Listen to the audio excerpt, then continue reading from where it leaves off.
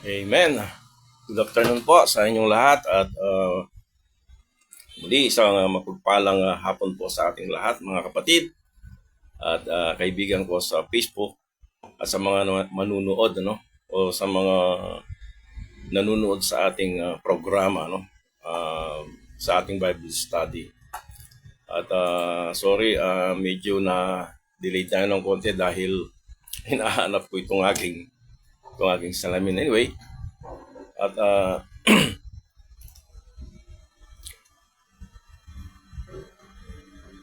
para sa akin po ay napakalaking privilege ito sa akin na tayo ay makapag-share ng salita ng Diyos at every Thursday and Sunday at 4 p.m.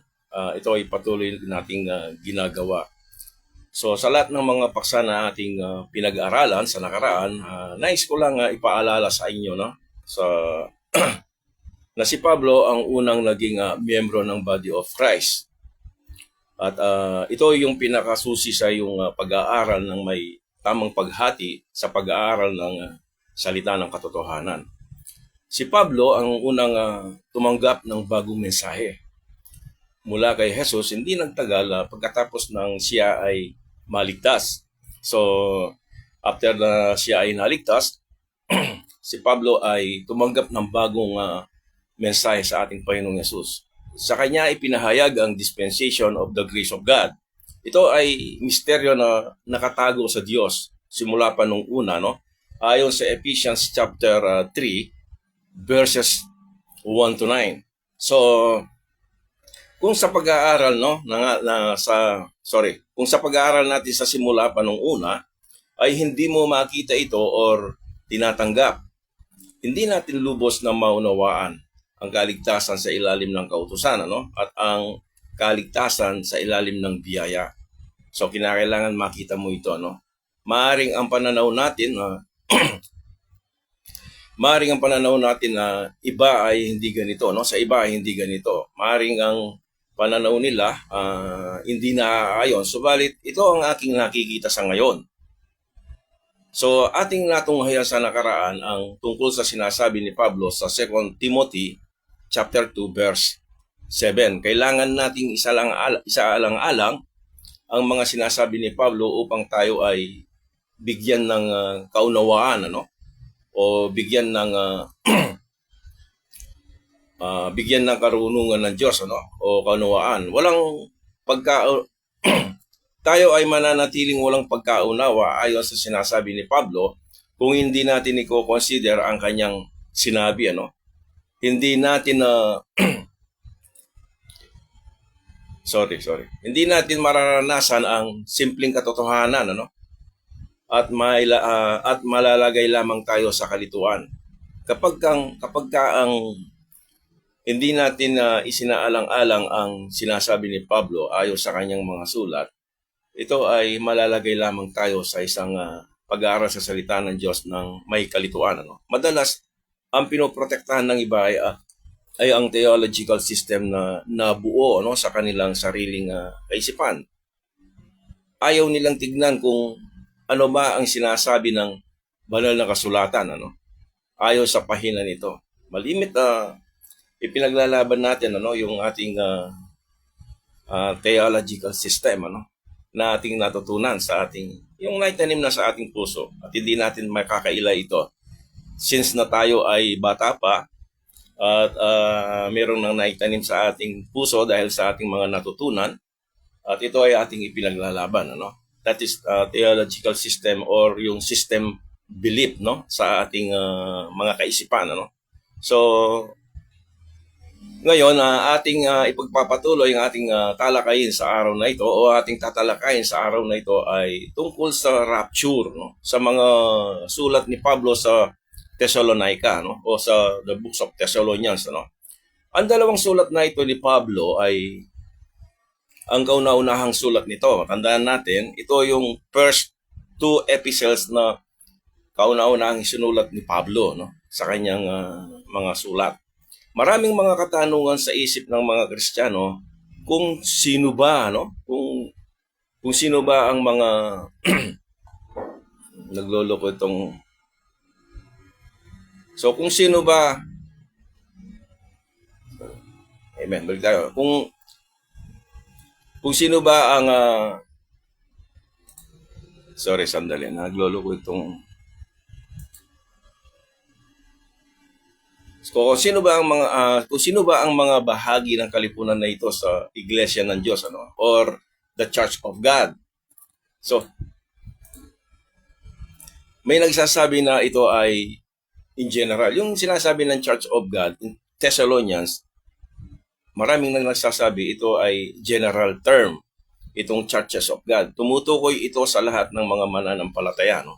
Ang sabi nila, yung Church of God ay ito ay general term. Tumutukoy ito sa lahat ng mga mananampalataya, sa mga miyembro ng Little Flock. Siguro ngayon lang ninyo narinig yung Little Flock o naririnig na ninyo, no? Which is yung Little Flock na yun, it was mentioned by the Lord Jesus Christ nung pinangakuhan niya yung mga Jewish people na sumunod sa kanya at nanampalataya, no? Yun ang mga Little Flock.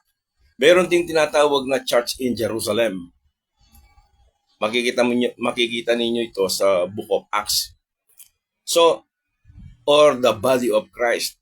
Ang sabi nila, this is a general term. Kumbaga, sa kanila, pare-parehas lang ito, no? Dito natin kailangan ang tamang paghati upang makita natin ang particular na tuntunin na ibinigay ng Diyos sa bawat entity o sa bawat kalipunan ng mga grupong ito, no? Kailangan makita natin yung laman nito, no?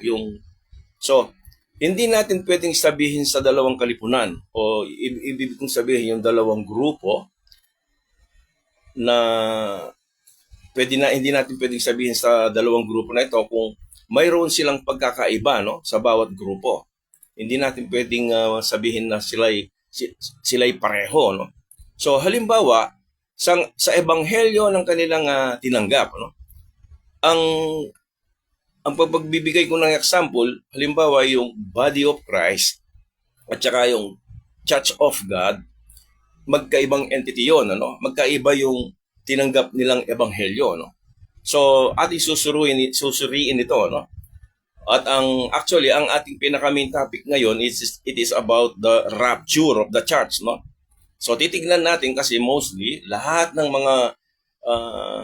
mga Kristiyano, mananampalataya, alam nila na itong church, the body of Christ, mara-rapture, no?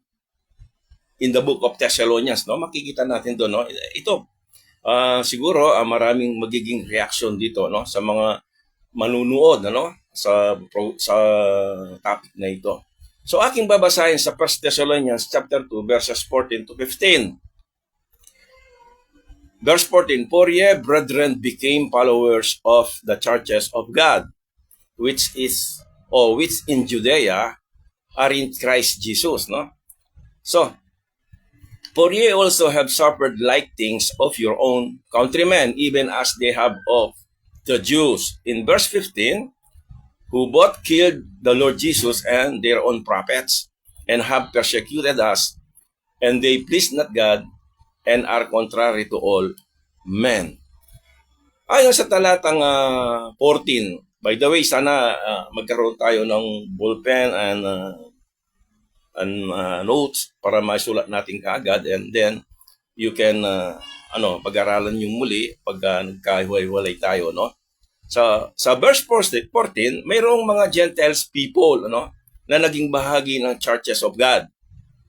Sila ang mga hentil na nagsisunod sa mga churches of God during the transition period, ano? Mayroong transition period. Remember, yung transition period na ito, mula nung mahulog ang bansang Israel hanggang sa maligtas si Paul, there is a transition period, no? Even in the whole books of Acts, that is a transition period, ano? There are two groups of people there, ano, na kumisan hindi natin napapansin, no? Sila ang mga hentil na nagsisunod sa mga churches of God during the transition period, ano? Yung mga naligtas during the transition period, yung sa naging bahagi ng Church of God. So sa transition period na yon, during the old program sa Israel, ano, and the new program for the dispensation of the grace of God. Ang malinaw na halimbawa dito ang sambahayan ni Cornelio. Naalala ba ninyo yung topic natin sa Second Timothy, sa Acts chapter 10 before? Ito yung mga halimbawa, no, sa sambahayan ni Cornelio na sila ay naligtas. Kanino sila na naging bahagi? Nakarinig ng ebanghelyo. Anong ebanghelyo kanilang narinig? Ito ba yung ebanghelyo ni Pablo o ebanghelyo ni Pedro? Ebanghelyo ni Pedro o yung ebanghelyo na narinig ni Pedro sa ating Panginoong Yesus na wala namang nagbago. No? Yun din ang ipinangaral sa sambahayan ni Cornelio. So, sa panahon natin ngayon, mayroong dalawang grupo. Ito, remember, take note na. Sa panahon natin ngayon, mayroong dalawang grupo na sinusundan ang mga tao in this present time. No? Una, mayroong naniniwala that the Church of God persecuted by Paul. Yung pinersecute ni Pablo ay hindi miyembro ng body of Christ that existed today, no? Hindi sila miyembro ng body of Christ that existed today. Na tayo, no? Ang pangalawa, yung grupo na hindi sila naniniwala, no, sa tinurang una, yung unang nasabi ko, no? Sa kabila na ang mga grupong ito or the Church of God ay pinag-uusig mismo ni Pablo sa mga panahong hindi pa siya nakakilala sa Panginoong Yesus. During those days na hindi pa nakakilala si Pablo, kanyang pinipersecute itong Church of God na ito, no? Yung iba hindi sila naniniwala dito, no? So, parehas lang sa kanila, no? Anyway, ang mga tao ngayon ay mayroong kalayaan. Of course, siyempre, no? Mayroon tayong mga kalayaan na maniwala kung saan natin o kung saan nila gusto. Hindi pwedeng pilitin ng isang tao saan man gusto niya dahil mayroon tayong sariling pagpipili, ika nga, no? So, kung ang kanilang pananaw ay iba, so that is, no? Hindi naman natin pwedeng kahit ako sa inyo na makakarinig dito sa message na ito, hindi naman ito sa pilitin. But ang aking ibinabahagi ay yung aking nakikita ayon sa sinasabi ng salita ng Diyos. So para sa akin, pwede kang pumili ng yung gusto, no, dahil wala namang magbabago sa posisyon mo sa Panginoon, di ba? O kay Kristo. Pagkatapos na ikaw ay naligtas, ikaw ay natatakan ng Santong Espiritu, no? O you are complete in Christ. Kapag tayo ay nakakilala sa ating Panginoong Yesus, tayo ay kumpleto, walang kulang, ano? You are accepted in the beloved and you are hid in God, no? So sa ating pag-aaral ngayon, pwede kang tumanggi, ano? O pwede mong tanggapin ang ating personal na aking nakikita, no? Ayon sa mga talatang ating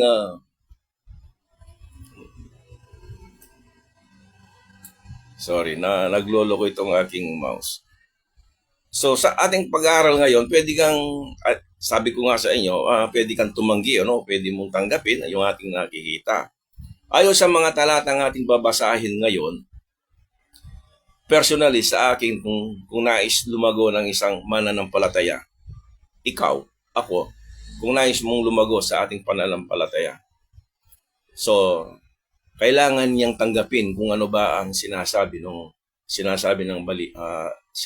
salita ng Diyos at magkaroon ka ng bukas na kaisipan tungkol dito. Never nalalago ang isang tao o isang mananampalataya, ang isang Kristiyano, kung ang kanyang basis sa kanyang pananaw o ang kanyang basis sa kanyang pag-aaral sa salita ng Diyos ay yung sinasabi ng tao at hindi yung sinasabi ng banal na kasulatan. So ating bubuksan ngayon sa Galatians chapter 1 verse 13. Ang sabi niya rito sa talatang ito, "For you have heard of my conversation in time past in the Jews' religion, how that beyond measure I persecuted the church and wasted it." Si Pablo siya ang may sulat dito at kanyang pinersecute ang Church of God. Malinaw na ang Church of God ay inusig ni Pablo nung hindi pa ito mananampalataya, no? So makatuwid, ang mga mananampalatayang ito ay mayroong ebanghelyo na kanilang tinanggap. At nakakasiguro tayo na hindi ang ebanghelyo na galing kay Pablo, no? O yung ebanghelyong tinanggap ni Pablo mula sa ating Panginoong Jesus na kanyang ipinangaral sa kanila, no? So, in 1 Corinthians 15 verse 9, atin ring makikita, "For I am the least of the apostles, that I'm not meet to be called an apostle, because I persecuted the church of God." So many Christians today disregards these verses, no? Hindi nila binibigyan ng pansin, ano? Just to protect their theological system. Yung sinabi ko kanina, meron tayong mga theological system na pinoprotektahan, ano? Sinabi ni Pablo sa mga talatang ito, inusig niya ang iglesia ng Diyos. Ito ang kanyang sinulatan, ano?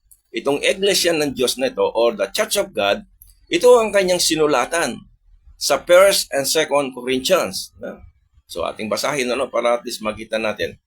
Para sa akin, napakahalaga sa isang nagbabasa, no, sa mga kasulatan kung kanino ito isinulat. No? Katulad ni James, siya ay sumulat sa mga 12 tribes of Israel scattered abroad. No? So kung tutusin, kung titignan mo yung Book of James, naka-address yan sa mga Jewish people. Ano? Hindi iyon sa atin. Hindi natin pwedeng kunin yon at ipatong in this present dispensation na gagawin din natin. Kaya nagkakaroon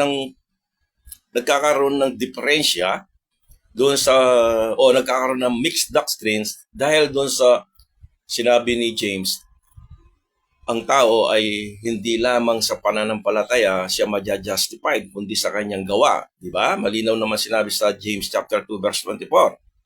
Pagdating naman kay Pablo, ang tao ay maja-justified by faith alone, without the deeds of the law.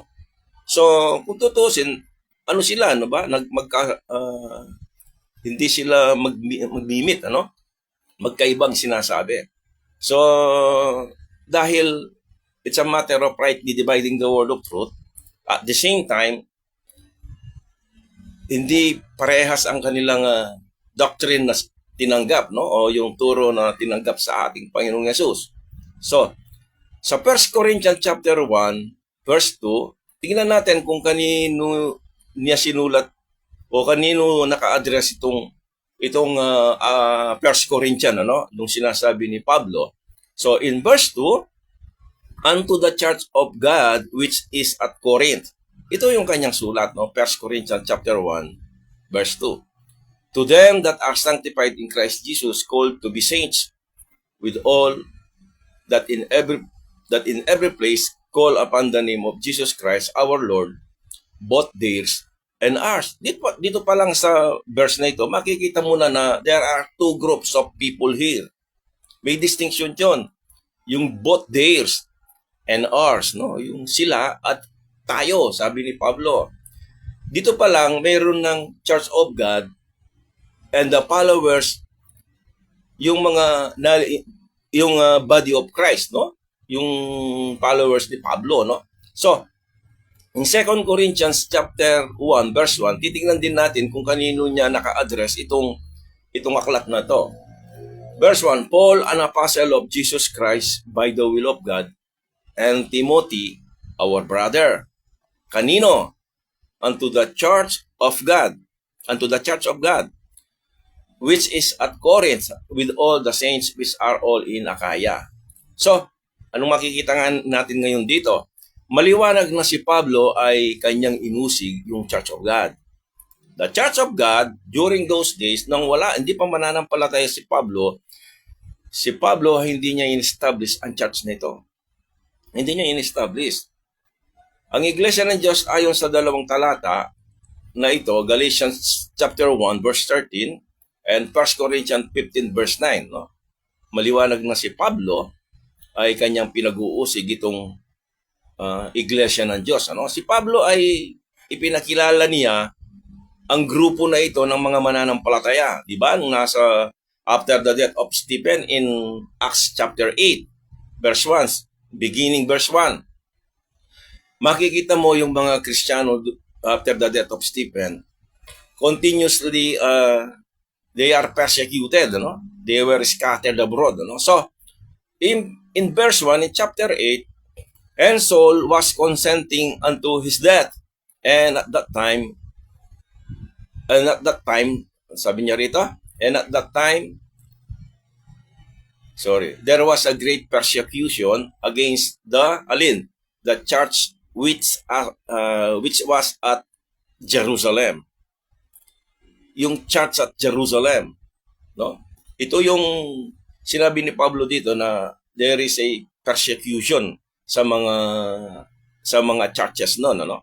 Which is church in Jerusalem, and they were all scattered abroad throughout the regions of Judea and Samaria except the apostles. So, sa palagay ninyo, sino ang mga grupo na ito? Ang mga taong ito? Itong kalipunan na ito, sino ba yon? No? Marami ang nagsasabi sila ay mga membro ng body of Christ. Paano mangyayari yon? During those days na sila ay pinersecute ni Pablo. Are they a member of the body of Christ? In 9:13, Acts chapter 9, verse 13. Then Ananias answered, Lord, I have heard by many of this man how much evil he had done to the saints at Jerusalem. Actually, these churches of God, they were called saints at Jerusalem and church at Jerusalem, no? Ito yung mga katawagan sa kanila during those days. Ito yung mga taong inusig ni Pablo, no? Before in the road of Damascus.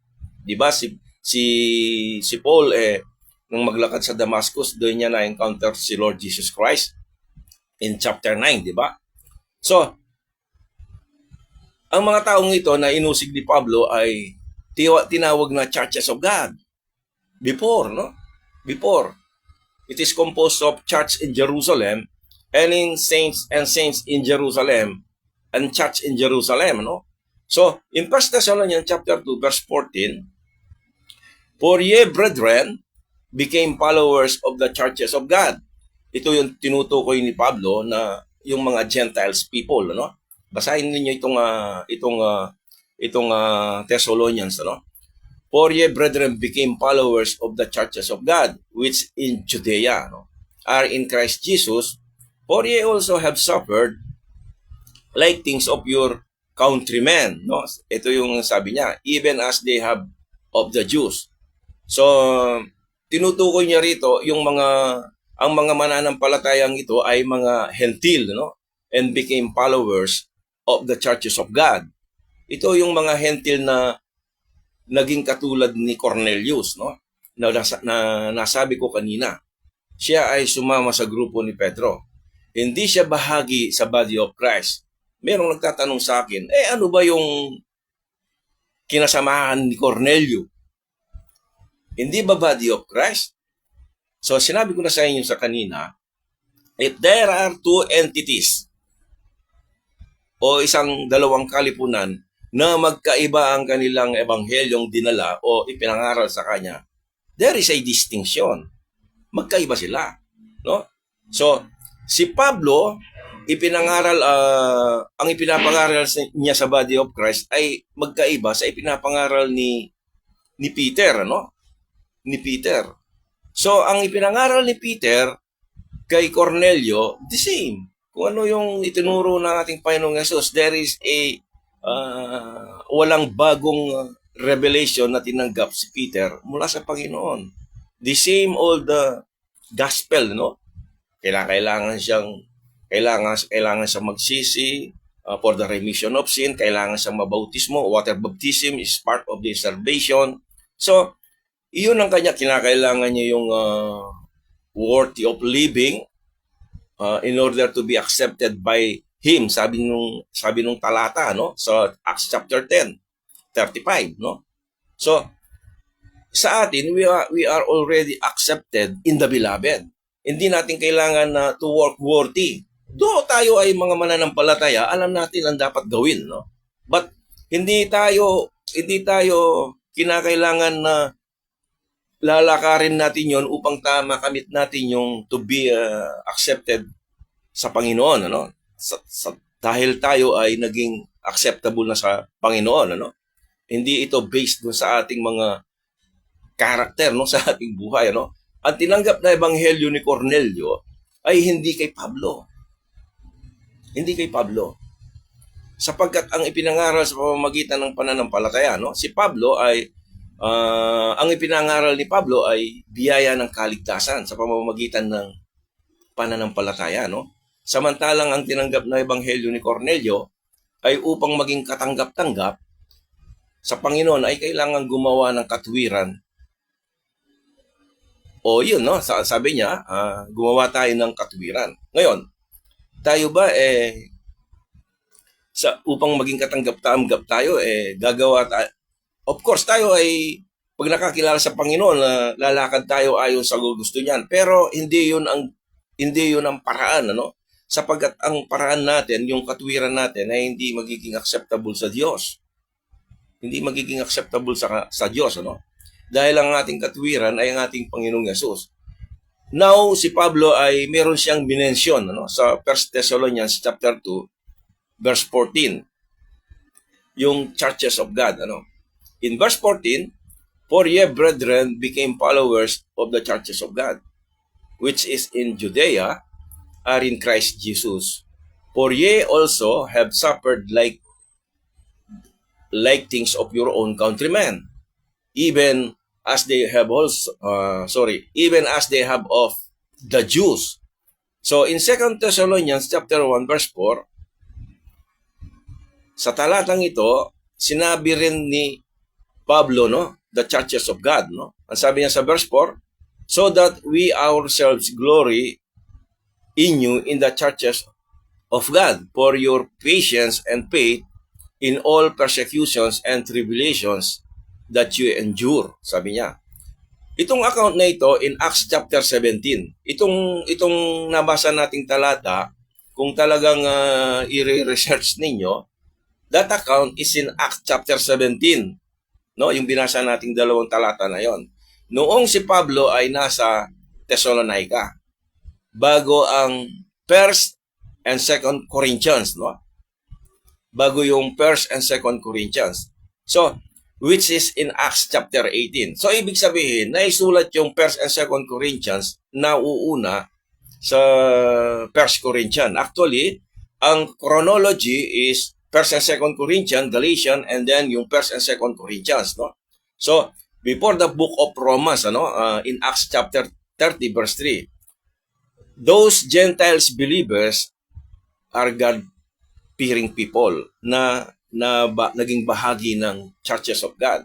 So, the book of Thessalonians, by the way, ang tinitingnan lang natin dito, yung ating pinag-aaralan, baka mapokus tayo rito, ang ating tinitignan dito, the rapture of the church in these two epistles, no, kay Pablo. So tinitignan natin dito by rightly dividing kung ito ba ay rapture, no, in these two books, no. So the book of Thessalonians is referring to an important subject. Ito na nga yung sinasabi ko about the second coming. About the second coming of the Lord Jesus Christ, no, to the body of Christ. Actually, yung maraming metikuloso, no, maraming mga dogmatic na tao tatanong, wala, hindi naman unscriptural naman yung rapture na yan.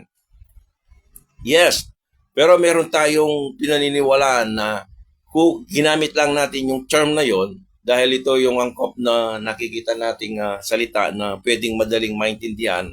When pagka sinabi mo ng rapture, alam na ng mga Kristiyano, rapture, dinagit na yung mananampalataya o church, the body of Christ, no? So kung saan ang ating tema ay nakatuon, ano? Nakatuon lamang sa araw na ito sa pagbabalik ni Jesus. Sa 1 Thessalonians chapter 1 verse 8, "For from you sounded out the word of the Lord." The word of the Lord. Take note, no? Not only in Macedonia and Achaia, but also in every place, your faith to God's word is spread abroad, so that we need not to speak anything. So, the word of the Lord na inyong makikita doon sa talata ay hindi ito ang ebanghelyo ng ating kaligtasan. Remember that, no? Kung titignan yung buo yung Thessalonica, it is a prophetical book, no? It's a prophetic looking forward, no? The word of the Lord ay hindi ito ang ebanghelyo ng ating kaligtasan. Hindi ito ang misteryo ng kapahayagan ni Kristo, no? Kay Pablo. The word of the Lord is 258 times mentioned in your KJV Bible. 258 times.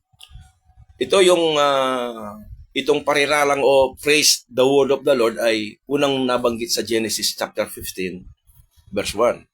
Doon unang nabanggit ito. Basahin ko yung Genesis chapter 15, verse 1. After these things, the word of the Lord came unto Abram in a vision, saying, Fear not, Abram, I am thy shield and thy exceeding great reward. Halos lahat ng salita dito, take note, no? Tignan niyo at kung mayroon kayong Bible na concordance, makikita ninyo na halos lahat ng mga salita dito sa chapter 15 verse 1 ay first mention na mga salita, no? Halos lahat nito sa verse na ito ay dito unang nabanggit. Pero ang ating bibigyan ng diin ay ang the word of the Lord. Alin ba dito yung yung after these things, makikita mo yan ay first mention niya sa Genesis chapter 15 verse 1. First mention yan. Yung word of the Lord, first mention, no? Came unto Abraham in yung vision, no? First mention din yan. Yung saying, fear not, no? Sabi niya, yung fear not, it is also first mention in Genesis chapter 15 verse 1. Yung I am thy shield, yung word na shield, first mention din sa inyo sa scripture, no? Pag sinabi ng first mention, yun ang kauna-unahang nabanggit ang salita na yon, no? And thy exceeding great reward. So halos lahat dito sa mga salita dito sa Genesis chapter 15 verse 1, halos lahat ay first mention, ano? So, pero ang ating tatalakayin dito yung the word of the Lord, kasi yun ang ginamit na term doon sa ating text, no, sa Thessalonica, no, o yung Thessalonian, no? In Malachi chapter 1 verse 1, the burden of the word of the Lord to Israel by Malachi, no? The burden of the word of the Lord to Israel. Yung burden of the word of God, the word of the Lord to Israel. So, ito ay para sa bansang Israel. Ang salitang ginamit ay para sa Israel. Ito ay ginamit minsan sa Gospel of Luke and 8 times in the book of Acts. Makikita natin 8 beses ginamit sa Acts. Subalit hindi ito ginamit sa Revelation of the Mystery, no? Sa Revelation of the Mystery, hindi ito binanggit yung the book of the word of the Lord. 3 times na ginamit sa mga sulat ni Pablo. 3 times. 2 beses sa 1 Thessalonians at 1 beses sa 2 Thessalonians, no? So tingnan natin yung una, no, sa talatang 8, no? So in verse 8, for from you sounded out the word of the Lord. Ang salita ng Panginoon ay nakaugnay sa ikalawang pagbabalik ni Jesus Christ sa talatang 10, no? Makikita natin kung itutuloy nyo yung babasahin, no? Not only in Macedonia and Achaia, but also in every place your faith to God's word is spread abroad, so that we need not to speak anything. Verse 9, for they themselves show of us what manner of entering in we had unto you, and how you turn to God from idols to serve the living and true God.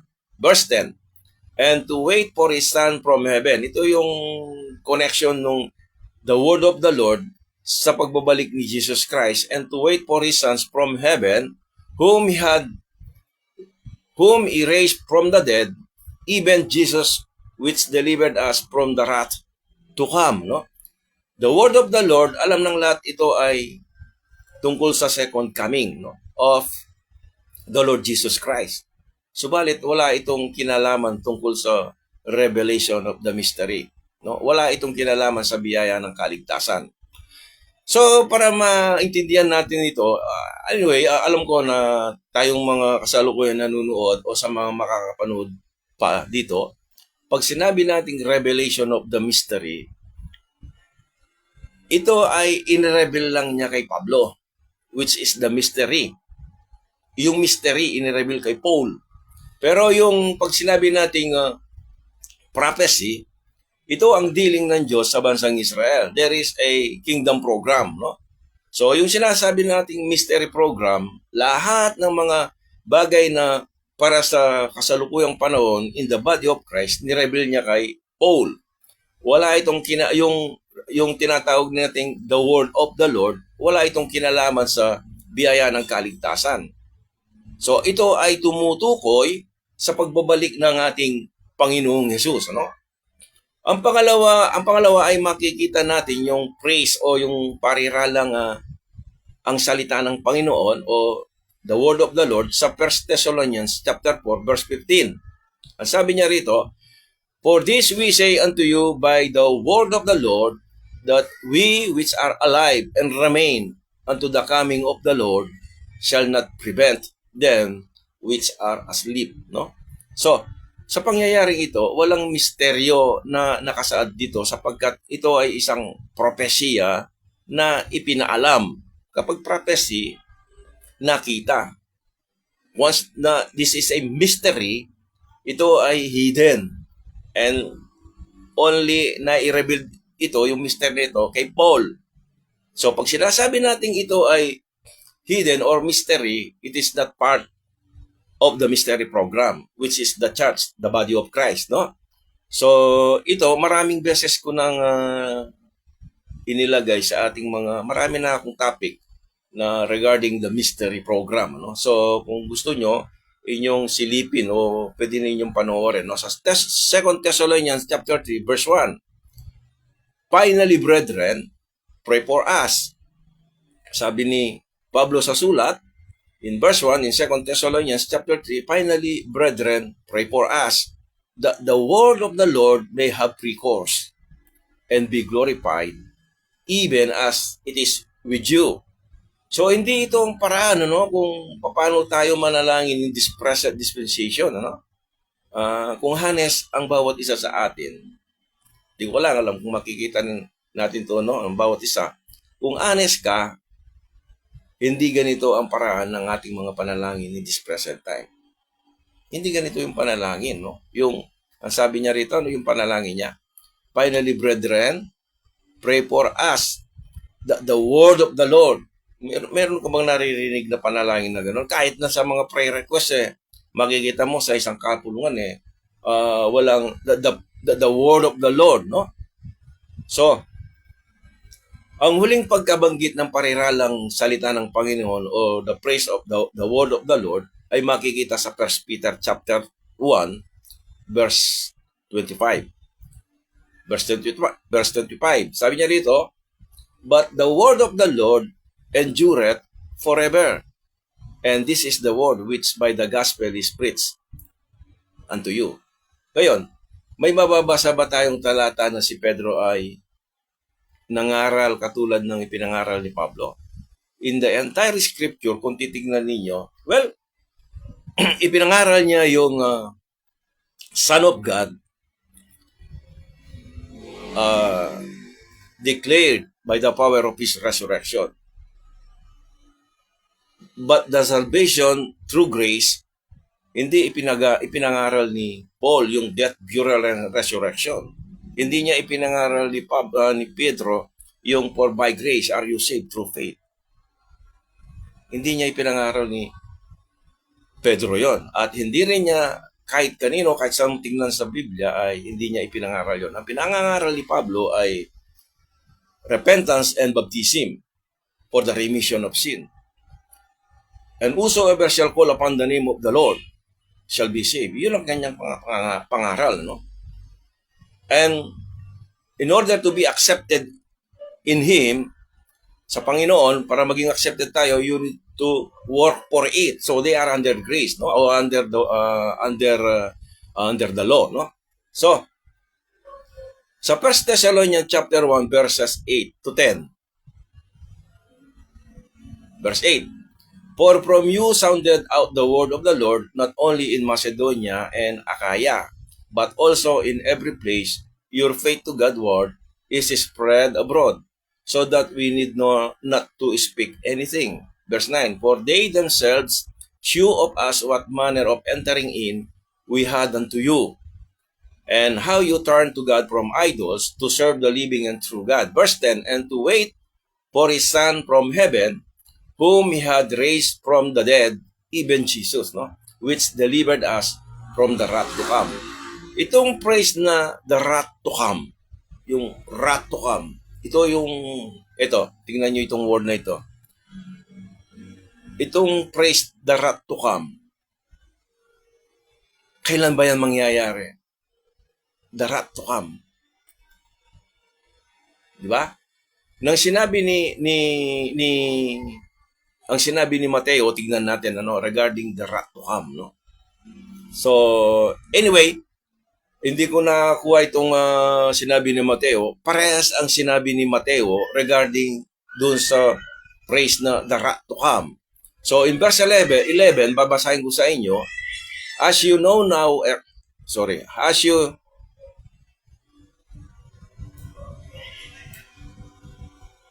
As you know how we exhorted and comforted and charged every one of you as a father that his children, no?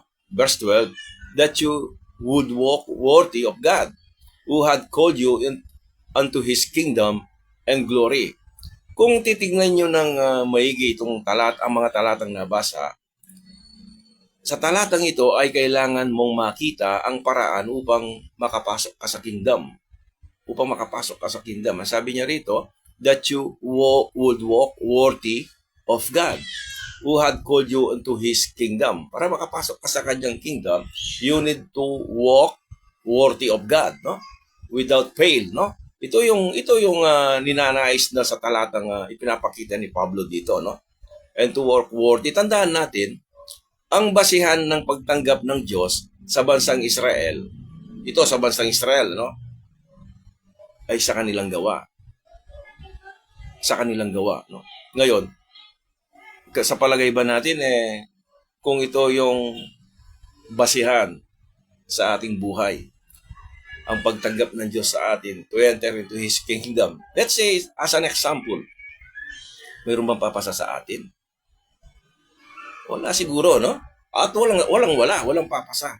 Dahil lahat tayo, in the sight of God, hindi tayo naging karapat-dapat. So, kailangan ang ating Panginoong Yesus, siya ang maging pambayad, no? Sa kanyang ginawa doon sa cross ng Calvary. So, kaya nga, nung tayo ay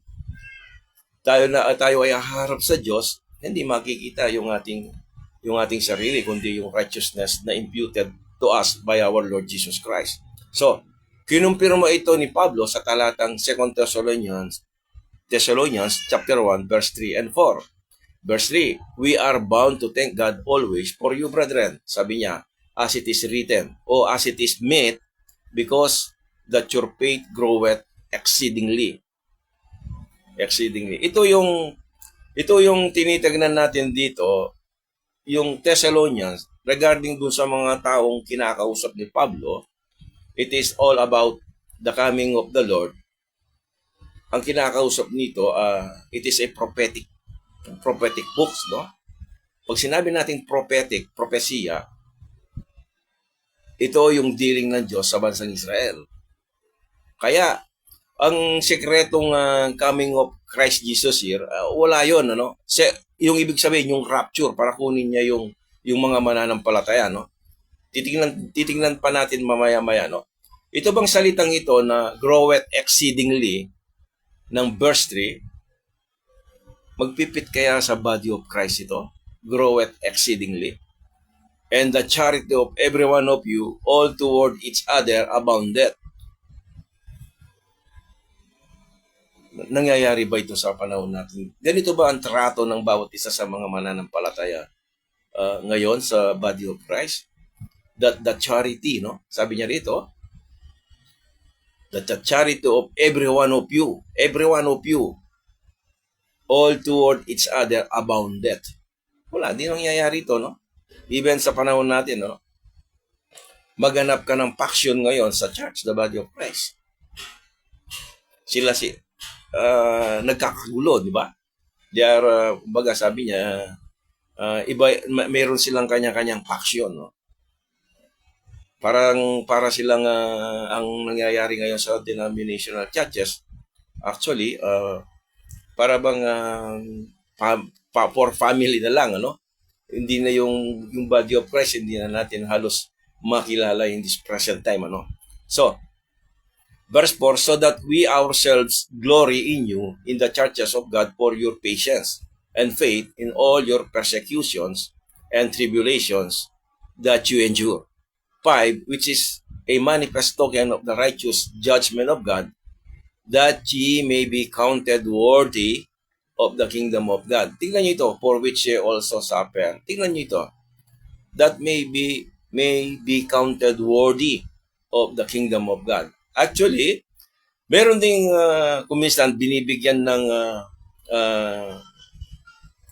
ang tawag dito, yung dogma about the kingdom of God and the millennial kingdom of our Lord Jesus Christ. Though this is a part of kingdom of God. So, makikita natin yung kingdom na ito referring din sa pag-ahari ng ating Panginoong Yesus, that you may be counted worthy of the kingdom of God. Doon sa itatatag na pag-ahari ni Jesus Christ during the earthly kingdom, no? So, for them, sa Israel, kailangan maging worthy sila, no? To be counted worthy. So, in verse 6, seeing it is a righteous thing with God to recompense, ito, tingnan nyo ito. Seeing it is a righteous thing with God to recompense tribulation to them that trouble you. Nakuha ba yung punto nito? Ang sabi niya, ganito ba ang trato ng Diyos sa ilalim ng biyaya sa atin ngayon? Ang Diyos mismo ay gagantihan ng kapigatihan ang mga nanggugulo sa inyo. Yun ang sinasabi ng talata. Ganito ba ang pagkakilala natin sa Diyos, na ang Diyos ay God is love? Yun ba yung pagkakilala sa attribute ng Diyos na siya mismo ang, sabi niya, ang Diyos mismo ay gagantihan ng kapigatihan, no? Kapigatihan, gagantihan ng kapigatihan. Kumbaga, paparusahan yung mga nagpe-persecute sa kanila. Actually, this is a promise to Israel, no? I will bless them that bless thee, and I will curse them that curse you. Yun ang pangako ng Diyos sa bansang Israel. Hindi sa atin. Sa atin, tayo ay nabubuhay ngayon. Hindi ganito ang pakikitungo ng Diyos sa atin ngayon. Tayo ay nabubuhay sa ilalim ng biyaya. Kahit ano bang sabihin mo, so tayo ay nasa ilalim ng biyaya ngayon, ano? Tayo ay malaya, no? So, ang mga sinulatan ni Pablo dito ay nakatuon sa kingdom, no? At kung paano magiging karapat-dapat sa pagpasok sa kaharian ng Diyos, ano? O sa mismong pag-ahari ng ating Panginoong Yesus, ano? So, at ang mga taong ito ay nabubuhay sa pangalawang pagbabalik ni Jesus. Actually, yung dalawang aklat na to, yung sulat ni Pablo sa Thessalonica, ito ay nakatuon yon sa pagbabalik ni Jesus. At sasabihin ko sa inyo, ito yung nakikita ko, it is not about the rapture of the body of Christ. Titingnan natin mamaya, no, makikita natin kung, hindi ko alam kung sangayon kayo, pero hindi ko kayo pipilitin na sangayon kayo o hindi. Pero ito yung nakikita ko. Tingnan niyo kung ito ay tingnan din niyo sa salita ng Diyos. Sa 2 Thessalonians chapter 1, verses 7 to 9. Verse 7, and to you who are troubled, rest with us when the Lord Jesus shall be revealed from heaven. Yung pagbalik ni Jesus with His mighty angels, no?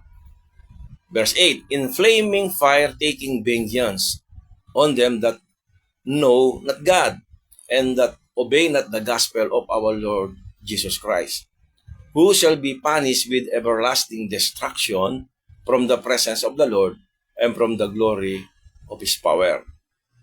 So sa mga talatang ito, mayroon ba tayong makikitang rapture dito? Mayroon ba tayong makikitang yung pagkuha ng Panginoon sa kanyang body na bago mangyayari yung tribulation period? Mayroon ba tayong makikita? Wala tayong makikita dito. The prevailing condition that time, wala pang secret rapture na tinanggap si Pablo dito. Wala. As in wala. So, bakit kaya natin nasabi ito mamaya, no? And alam lamang ni Pablo that there is a second coming. Sa dalawang aklat na yon, ang alam lang ni Pablo, remember, yung 1st and 2nd Thessalonians, yun ang kauna-unahang aklat na sinulat ni Pablo. Ulitin ko na, pangalawa yung Galatians, and then ang ikatlo yung 1st and 2nd Corinthians. Now, by the way, ito ang sabi ko nga, sa mga panahon na yon, there is a transition period.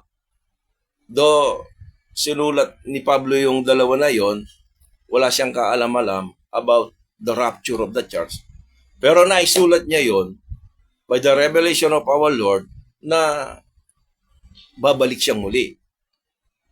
Not about the rapture of His body, Sa kanila, kailangan nilang lumakad ng karapat-dapat, para makapasok sa kaharian, Ang problema sa ibang nag-aaral ngayon sa salita ng Diyos ngayon, so hindi mahalaga sa kanila ang distinction between this group, these groups of people. Wala. Ang tingin nila, pare-parehas lang. Walang pagkakaiba. There is no distinction, Tandaan, ang dealing ng Diyos sa Israel under the law ay iba sa body of Christ under grace. Kung minsan hindi ma-identify dito. If you are not rightly dividing the word of truth, hindi mo ma-identify yung under the law and under grace. Kung minsan, yung ating present situation ngayon, yung mga sulat ni Pablo, nais nating ipatong doon sa nakaraan, Kaya nagkakaroon tayo ng mixed doctrine, O kaya yung nakaraan, pilit natin kukunin yon, yung poor gospel, at ipapatong natin ngayon in this present time. Kaya nagkakaroon ng mixed doctrine, hindi maintindihan, hindi nila maipaliwanag, yung sinasabi sa pangangaral ng ating Panginoong Yesus, at saka yung under the law, pangangaral ni Pablo, under grace. So hindi nila hindi nila ma-divide yun, So pag pinaghalo mo, pinagpatong mo, siyempre parang halo-halo na yan, magmi-mix na yung sangkap niya, o kaya yung instruction from the poor gospel in time past, at imimix mo itong kasalukuyan, talagang magkakahalo yung doktrina mo, So, hindi natin pwedeng gamitin ang instruction sa kanila at gawin nating tuntunin sa body of Christ. Hindi natin pwedeng isingit ang isinulat ni Pablo sa aklat ng magagawa sa kasalukuyang panahon, Ni Pablo na isinulat sa 1st and 2nd Thessalonians, Hindi natin pwedeng isingit. Dahil si Pablo mismo ay wala pang kapahayagan noon tungkol sa rapture. Wala pang kapahayagan dahil so basahin mo muna natin itong 1 Thessalonians chapter 1 verses 18 to 20. Wherefore we would have come unto you, even I, Paul, once and again, but Satan hindered us. Verse 19, for what is our hope or joy or crown of rejoicing? Are not even ye in the presence of our Lord Jesus Christ at His coming? So verse 20, for ye are our glory and joy. Sa verse 19, kanino niya sinabi ito? Are not even ye? Are not even ye? Maraming nagsasabi na tayo ay kausap ni Pablo dito sa verse na ito, talata na to. Si Pablo ay kumakausap sa mga taong nagsisunod sa Iglesia ng Diyos, sa Judea. Ang kanyang kinakausap dito yung mga churches of God nang nasa Judea. Ito yung mga Gentiles people na, kasama yung mga Gentiles people na kumilala, at yumakap, doon sa yumakap sa kautusan, ano, sa Diyos ni Abraham, Isaac, and Jacob, ano, they became follower of the churches of God that Paul persecuted. Yung yung yung mga churches of God na yon, they are the same local church of God, no? Yung ibig sabihin, yung sinabi ko kanina, church at Jerusalem, saints at Jerusalem, yun ang mga churches of God. Yung mga little flock, they are also called church of God, no? So, ang sabi ng iba sa bahaging nitong talata sa verse 19, are not even ye in the presence of our Lord Jesus Christ at His coming? Ang sabi dito ng iba, nangungusap siya sa body of Christ dahil sa salitang presence. Are you not, ang sabi niya, are not even ye in the presence of our Lord Jesus Christ at His coming? Ang tinutukoy dito ng marami, ang sabi nila na siya ay nangungusap sa body of Christ dahil sa salitang presence. Ang salitang presence ay actually, ayaw ko sanang gumamit ng ibang tulad ng mga Greek word, Hebrew word, ganyan, no? Ay nakuha itong word na yung presence ay parousia, no? Claiming that it is the rapture. Nung iba, no? Nung iba. Ang ibig sabihin ng parousia is to, kung titignan ninyo yung meaning sa concordance, ang ibig sabihin ng parousia is to punish Jerusalem. Punish Jerusalem, or finally, the wicked. No, ito yung ibig sabihin ng parousia. But according to the Greek, ito yung second coming of Jesus Christ. This is the first epistle that Paul wrote, no? Bakit ko binanggit ito? Itong dalawang sulat na ito, binabanggit ko ulit, ito yung unang sulat ni Pablo. Now, if in 1 Corinthians written after this 1st and 2nd Thessalonian, no? Makikita ito sa Acts chapter 17. Ng mga gawa, no? Makikita natin doon ang mga pangyayari. Itong sulat ni Pablo sa 1st Thessalonian na to, no? And 1st and 2nd Thessalonians was written in Acts chapter 18. So, ibig sabihin,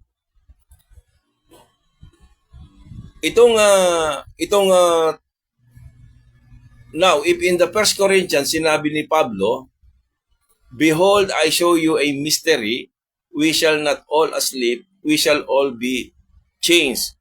Tandaan natin, ang unang sinulat ni Pablo ay yung 1st Thessalonian and 2nd Thessalonian, bago yung 1st Corinthians. Ngayon, mayroong nakiklaim that the rapture of the church is in 1 Corinthians chapter 15. Mababasa natin yun, di ba? Sa verse 51 and 52. Basahin ninyo yun. Isa sa phrase dito ay kinuha ko. Ang sabi niya dun sa 51 or 52, behold, I show you a mystery.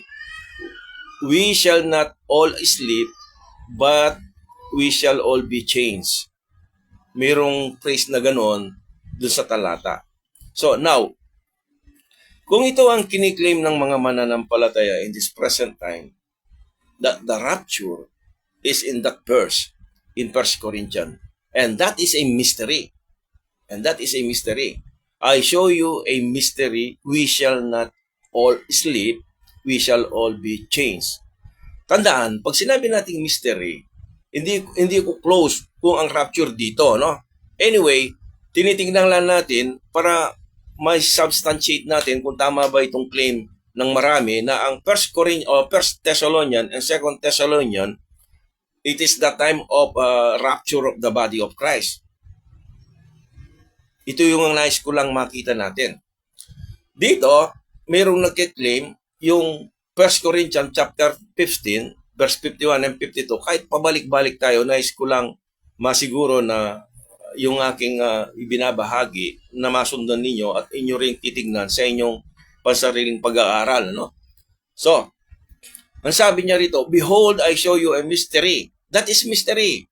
Ang sabi niya, we shall not all asleep, we shall all be changed. If that is mystery, nabanggit pa lang niya yon in 1 Corinthians 15. Samantalang yung 1 Thessalonians and 2 Thessalonians, nandoon na, naisulat na. So, nung naisulat yon, ano ba yung iba ayaw gumamit na logic? Ano ba logic doon? Hindi pa alam ni Pablo, wala pang alam si Pablo doon sa rapture. Rapture, it was only revealed to him according to others believers na kanilang kiniklaim, behold, I show you mystery in 1 Corinthians chapter 15. So, kung iniisip ng iba, that's the rapture and mystery, no? So, paano natin mapapatunayan dahil ang misteryo na ito, it was only revealed to Paul in Corinthians. Hindi pa ito, ibig sabihin, nung 1 Thessalonians and 2 Thessalonians, wala pa. Still mystery. It's only happened na ni-reveal ni Christ in 1 Corinthians chapter 15. Doon pa lang niya malaman. Nung sasabihin niya doon sa 1 and 2 Thessalonians about the rapture, wala, di ba? O tignan niyo yun, pag-aralan ninyo. Bibigay ko sa inyo yung sa pag-research ninyo. At wala man silang clue, no? Or hindi nila alam ang tungkol sa rapture, of course, sa Thessalonians. This mystery was only revealed to Paul in 1 Corinthians chapter 15. So, in 1 Thessalonians chapter 3, verses 12 and 13, and the Lord may make you to increase and abound in love one toward another and toward all men, even as we toward you. Verse 13, to the end He may establish your hearts unblameable in holiness before God, even our Father, at the coming of our Lord Jesus Christ with all His saints. Ngayon, sino ang nakakakita sa talatang ito na ang pagbabalik ni Jesus? So, tignan naman natin ito. Ngayon, sino ang makakakita dito na sa talatang ito na ang pagbabalik ni Jesus in verse 13 ay mangyayari at the end of the tribulation period? Itong talata na to, ang sinasabi nila ng second coming na to, during the end of the tribulation period. Ngayon, ang sabi ng talata, Jesus Christ will come with all His saints. With all His saints, in verse 13. Paano mangyayari ito kung ito nga ay rapture? At darating siya nakasama ang lahat ng mga banal. Yung ibig kong sabihin, makikita ba niyo yung, again, yung logic kasi, it's a reasoning. Come, let us reason out together, sabi na Isaiah, di ba? So, yung iba, ayaw nilang gamitin yung terminology. No, God, gumagamit siya dahil mayroong reasoning. So, dito, pag sinama niya ang lahat ng mga saints, kailan mangyayari yun? Rapture? Kasama niya lahat ng mga saints? Paano mangyayari? Ikaw saints ka rin, di ba? You are a part of the body of Christ. Ibig sabihin, pagdating niya, kasama ka rin darating. So, darating ang second coming at the end of the tribulation period. At the end of the tribulation period. Ang isang problema dito, kung pilit na isisingit ang rapture, yung rapture sa talatang ito, at si Pablo ay hindi pa nakatanggap ng pahayag tungkol sa bagay na ito. Sa panahon na iyon, sapagkat wala pang alam si Pablo tungkol sa rapture in 1 and 2 Thessalonians, no? Dahil ito ay ipinahayag lang sa kanya in 1 Corinthians chapter 15. Kung tama yung rapture na sinasabi natin sa 1 Corinthians chapter 15. Subalit mayroon pang ibang pag-aaral doon. That is a resurrection chapter, kung titingnan ninyo. Anyway, ayaw ko lang magkaroon tayo ng tinitiglang muna natin yung 1 Corinthians 1 Thessalonians and 2 Thessalonians, no? At unang naisulat ang dalawang aklat na ito bago ang Korinto. Remember that. If others claim that the rapture is in 1 Corinthians chapter 15, verse 51 and 52, and that's a mystery revealed sa kanila, and then definitely hindi yung 1 and 2 Thessalonians dahil still mystery that time, no? Mystery pa sa kanya. So, now, kung si Pablo ay walang pangkaalaman tungkol sa rapture dito, wala pang kaalaman sa 1 Thessalonians, 2 Thessalonians, kung wala pang nalalaman si Pablo, ano ang ibig sabihin nitong verse na ito? Itong susunod na verse nating babasahin. 1 Thessalonians chapter 4, verses 16 and 18. Verse 16, For the Lord himself shall descend from heaven with a shout, with the voice of the archangel, and with the trump of God, and the dead in Christ shall rise first. Then we which are alive and remain shall be caught up together, with them in the clouds, to meet the Lord in the air, no? And so shall we ever be with the Lord. So ano na kaya ang ibig sabihin nito, no? Bakit may ganito, no? Wherefore comfort one another with these words. Kung itutuloy natin, basahin ang susunod na kapitulo, makikita natin ang continuity nito. Ang context dito ay ang Day of the Lord. Yung Day of the Lord. So, let us continue in chapter 5, 1 Thessalonians chapter 5, verses 1 and 2. But of the times and the seasons, brethren, ye have no need that I write unto you. 2. For yourselves know perfectly that the day of the Lord so cometh as a thief in the night. The language, the day of the Lord, is prophetic. Prophetic. Pag sinabi natin prophetic, continuation yung chapter 5, walang putol yun. Pag binasa mo. So, in our scripture, nakaputol. Ano? Hindi ko alam kung wala pa akong pag-aaral tungkol doon. Bakit? Pagdating, pero continuity yung sinasabi doon, no? Yung context, no? Nais ko lang uliting muli ito, no? Ang banal na kasulatan, kapag nakita natin ang propesya, yung prophecy, is always dealing to Israel. Pag prophecy dealing sa Israel, to sa inyo, alam naman ninyo to, di ba? Pag sinabi natin prophecy is always dealing, ang Diyos is always dealing to Israel and never to mystery. The great division of your scripture is the prophecy and the mystery. So anumang propesya, walang connection, walang kaugnayan dyan sa mystery. Sapagkat ang prophecy, hindi niya makita yung mystery. Because mystery, it was hid in God. So walang nakakita doon. Kahit major, minor prophets, walang nakita about the body of Christ. The fellowship of the mystery between the Jews and the Gentiles. No? So ang Diyos ay nakitungo sa body of Christ in a mystery. Ito ay nireveal lamang kay Pablo. Kay Paul. May nagsasabi na it was also revealed to Peter. Ang Vatican ang nagsasabi doon that their first, ano ba? Si Peter, no? Pero ayaw ko kasing magbanggit na kung ano-ano kasi alam naman, ako, wala akong sinusundan na denominational nowadays, no? But I'm reading the scripture, no? So, pinag-aaral, siyempre nag-aaral tayo, no? Ito ay nireveal kay Pablo sa lahat ng kanyang mga sulat, from Romans to Philemon. Ano ba itong mystery na to? Ano ba yung program ng Diyos para sa mystery na ito? The body of Christ. Ano ba yung mga tuntunin na dapat niyang sabihin para dito? Inireveal niya kay Pablo through his epistle, no? Sa kanyang mga aklat from Romans to Philemon, no? Ito ay inireveal kay Pablo sa lahat ng kanyang mga sulat from Romans to Philemon, no? Lahat ng mga tuntunin at programa na dapat gawin sa body of Christ in this present dispensation ay naipahayag sa kanyang sulat, no? So, verse 3, For when they shall say peace and safety, then sudden destruction cometh from them as travail upon a woman with child, and they shall not escape. Ano bang destruction sinasabi dito?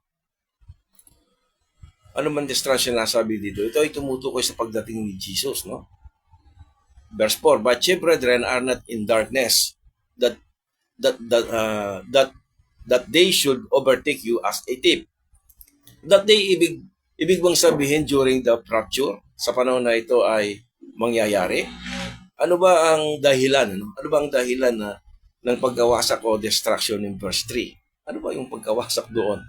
2 Thessalonians chapter 1 verse 7 to 9. And to you who are troubled, rest with us when the Lord Jesus shall be revealed from heaven with his mighty angels, in flaming fire, taking vengeance on them that know not God, and that obey not the gospel of our Lord Jesus Christ, who shall be punished with everlasting destruction from the presence of the Lord and from the glory of his power. Ito ang pangalawang pagdating ni Jesus, the second coming.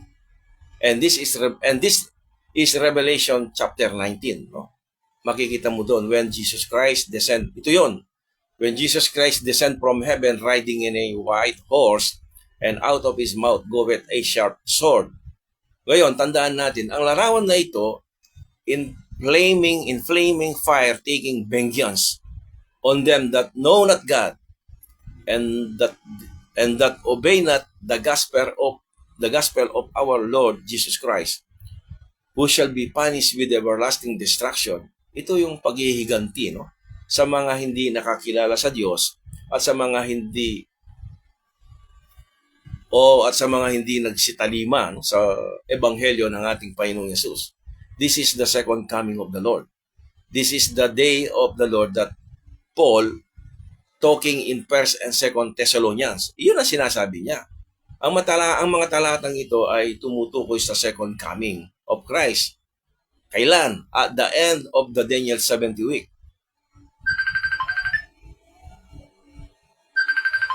Sorry.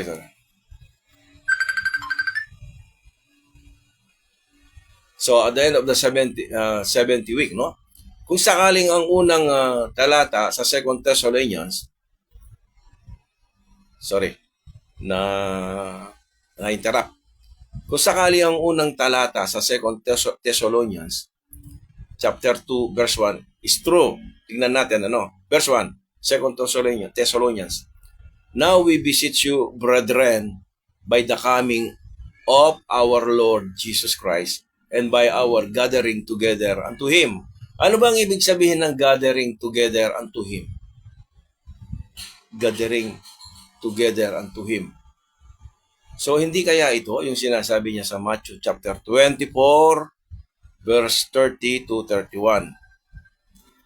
And then shall appear the sign of the Son of Man in heaven, and then shall all the tribes of the earth mourn, and they shall see the Son of Man coming in the clouds of heaven with power and great glory. So, verse 31, and he shall send his angels with a great sound of a trumpet, and they shall gather together his elect from the four winds, from one end of heaven to the other. Hindi kaya ito ang sinasabi sa mga talatang ito? Sa 1 Thessalonians 4:16 verse 17. Wala kasi akong PowerPoint presentation, no? Hindi ako makapag-present, Pero tignan nyo yung mga verses na binanggit dito. Yung sa Matthew chapter 20 verses 30 and 31, makikita nyo all the way down yung clouds of heaven. And then in verse 31, and he shall send his angels, with a great sound of a trumpet. Yung sound of a trumpet. And they shall gather together. Yung gather together. So, in 1 Thessalonians, yun ang sa Matthew, Yun ang sa Matthew. Yung sa 1 Thessalonians naman, makikita ninyo, kung basahin niyo yung 1 Thessalonians, sa verse 16, makikita niyo yung archangel, si angel, and with the trump of God, with the trump of God, in verse 17, caught up together with them in the clouds. There, yung term na yon, yun ang tinitignan ko ito ay magkakapareho, no? So, ang sinasabi sa Matthew at saka yung sinasabi ni Pablo doon sa mga taga-Thessalonica is the same. Basahin na lang ninyo tignan nyo yung the same words doon, ano? Now ituloy natin, in 2 Thessalonians chapter 2, verse 1, now we beseech you, brethren, by the coming of our Lord Jesus Christ, and by our gathering together unto Him. Now, maaring tanong ng marami kung saan ang rapture in your scripture? Saan ang rapture sa inyong scripture? Kung hindi yung 2 Thessalonians. Marahil, ang isang sagot natin yung First Corinthians chapter 15. But hindi ako close doon, ano? So, now, maaari tanong ng marami kung saan ba yung rapture in your scripture? Personally ako, ito yung aking nakikita in scripture. The first, itong tinatawag niyang rapture. In Colossians chapter 3, verse 4. Marahil, bago sa ating pandinig, no? Pero tingnan ninyo, suriin ninyo. Verse 4, when Christ, who is our life, shall appear. Pag dumating ang ating Panginoon Jesus, shall appear. Then ye also appear with Him in glory. Para sa akin, that is the rapture. Pag siya ay nag-appear, then shall ye also appear with Him in glory. Maraming oras ng aking ginugol dito sa paksang ito dahil inahanap ko kung saan ba sa Biblia ang tinatawag nating rapture o yung caught up. Malinaw na ang 2 Thessalonians ay hindi natin makikita ang rapture, no? Sapagkat ang kaganapan dito ay ang muling pagbabalik ni Jesus pagkatapos ng 7 taong pagkapigatian. Basahin niyo paulit-ulit yung 1 and 2 Corinthians. Ang 1 and 2 Thessalonians, no? Basahin niyo ng paulit-ulit. So, pagkatapos ng 7 taong kapigatian, no? This mystery, kung ang 1 Corinthians 15 verse 51 and 52, assuming this mystery revealed to Paul. Merong, di ba, kanina yung binasa natin? Ito ay assuming, no? Kaya ako ginamit yung word assuming dahil i-close ko pa yun eh. So, this mystery revealed to Paul. That is the rapture of the church. Then, nang isulat ni Pablo ang kauna-unahang sulat sa 1 and 2 Thessalonians, si Pablo ay wala pang alam tungkol dito. Wala pang alam tungkol dito sa rapture. Kapatid, personally sa akin, ito, by way of closing, no? Ako, patuloy tayong mag-aaral sa salita ng Diyos. No? Hindi ko sinasabi na sundin mo ako. Ito ang aking personal na nakikita sa ngayon, no? Sa mga talatang ating binasa ngayon. So, ngayon, kung mayroon kang ibang nakikita ayon sa mga talatang ito, o basahin mo na yung buong sulat ni Pablo sa mga taga-Thessalonians tungkol sa rapture sa aklat ng Thessalonica. Nasa sa iyo kung ito ang iyong tinatayong pananaw, no? Kung ito yung ang inyong pananaw. Ang bawat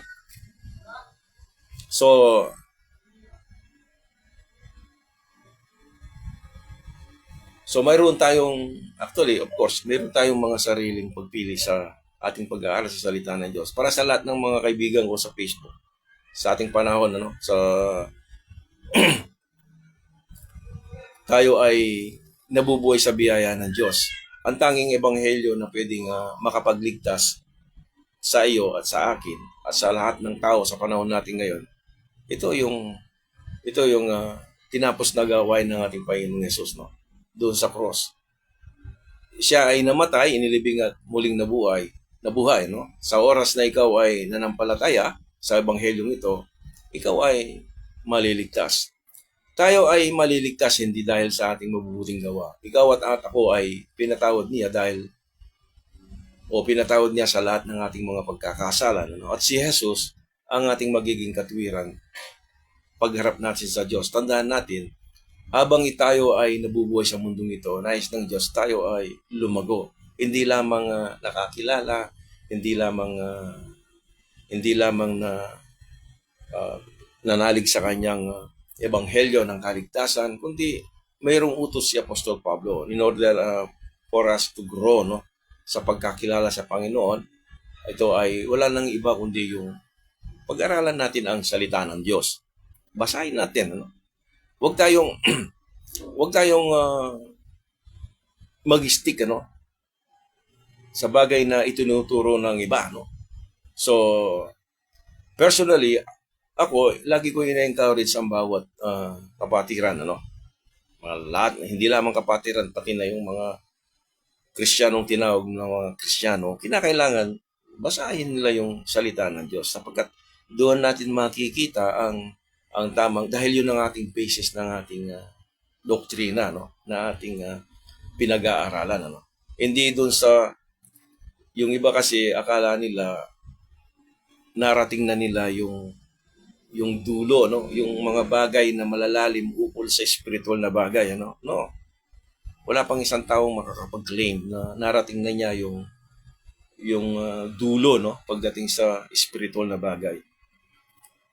So lagi ko sinasabi,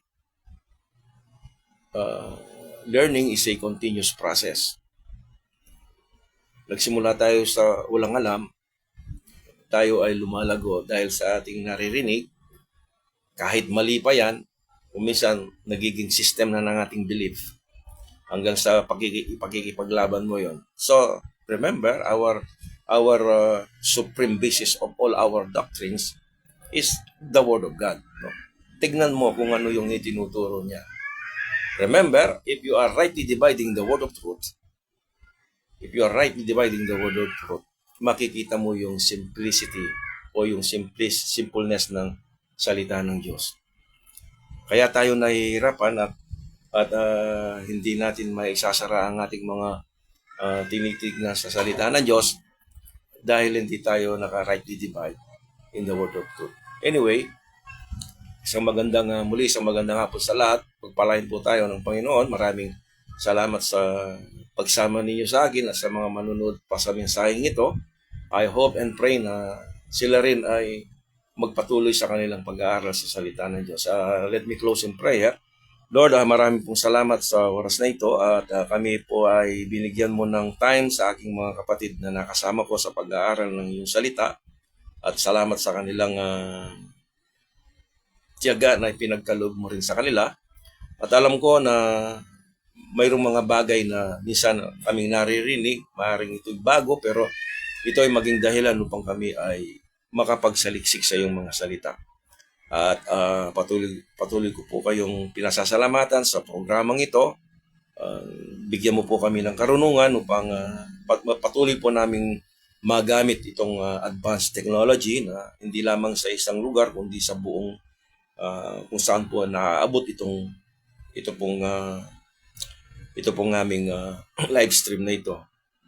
Pagpalain mo po ito at nawa po patuloy na ikayo po ang maggabay sa bawat kapatid na aking nakakasama sa pag-aaral na ito.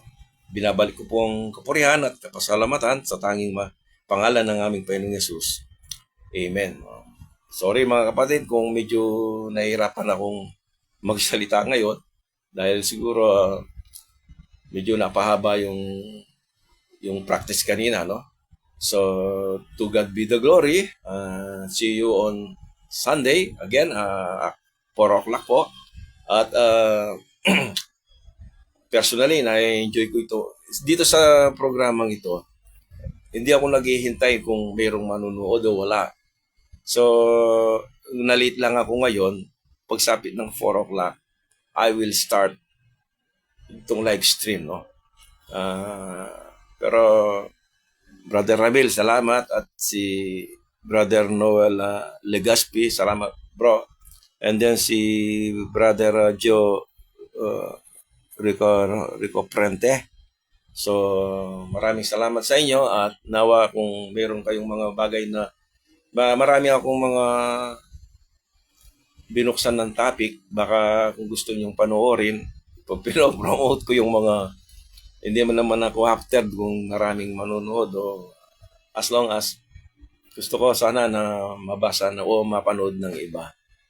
So, encourage ko kayo na tignan nyo yung aking YouTube channel. Ano? Doon kumpleto. Kumpleto yung aking, even in my timeline sa Facebook, kumpleto from the beginning. Para makita nyo yung itong God's timeline. Ano? Para madali nating maintindihan yung, kasi sa guidelines na yon marami tayong makikita doon. Anyway, to God be the glory at maraming salamat kapatid.